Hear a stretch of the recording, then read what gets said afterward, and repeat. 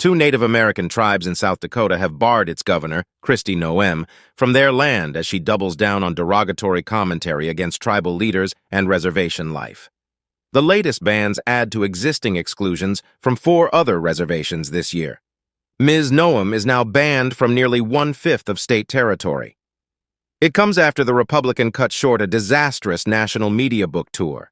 Ms. Noem was once a front-runner to be Donald Trump's running mate this year.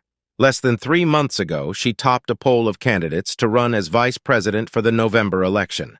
However, a crop of recent controversies, including a story of how she shot a pet dog, have drawn bipartisan criticism.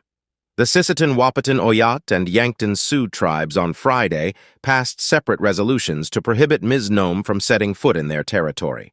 The tribes joined the Cheyenne River Sioux, Oglala Sioux, Rosebud Sioux, and Standing Rock Sioux tribes in making the state's chief executive an outlaw on their lands. It means 6 of South Dakota's 9 native tribes are now refusing her entry.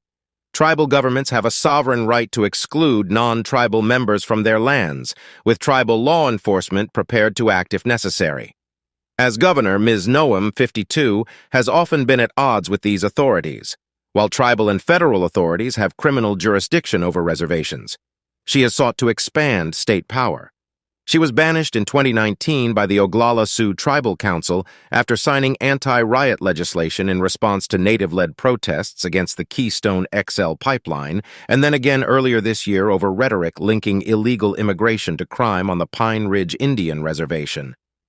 The governor also ignored tribal objections to a 2020 fireworks display over Mount Rushmore and clashed with tribal leaders after they set up coronavirus checkpoints to control visits to their reservations. Most recently, she alleged Native children don't have any hope because of absentee parents and suggested without evidence that tribal leaders were personally benefiting from drug cartel operators.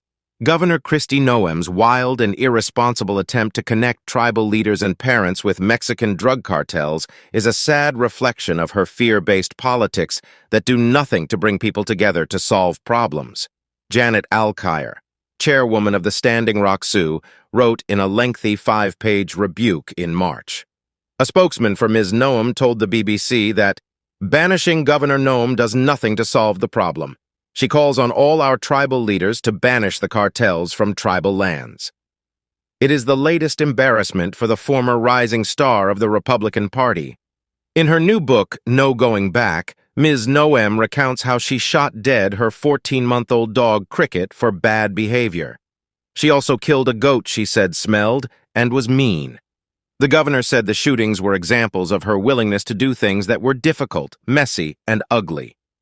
In another passage, later removed, Ms. Noem claimed she had been to the demilitarized zone between North and South Korea and stared down Kim Jong-un. No public record of either action exists. She also claimed she had been slated to meet with French President Emmanuel Macron during a visit to Paris, but nixed their sit-down over alleged pro-Hamas comments he made in the press. A French government official said there was no record of a scheduled meeting or even an invitation. Ms. Noem has hit back at what she calls left-wing spin, but her attempts at damage control have failed across the political spectrum. Several interviews have since been canceled. Last week, Mr. Trump acknowledged Ms. Noem has had a rough couple of days, but said he liked her a lot and noted she has been supportive of me from the beginning. According to U.S. media, however, Trump insiders say she has killed her chances of being his vice president. Kindly like, subscribe, and share your thoughts in the comments section.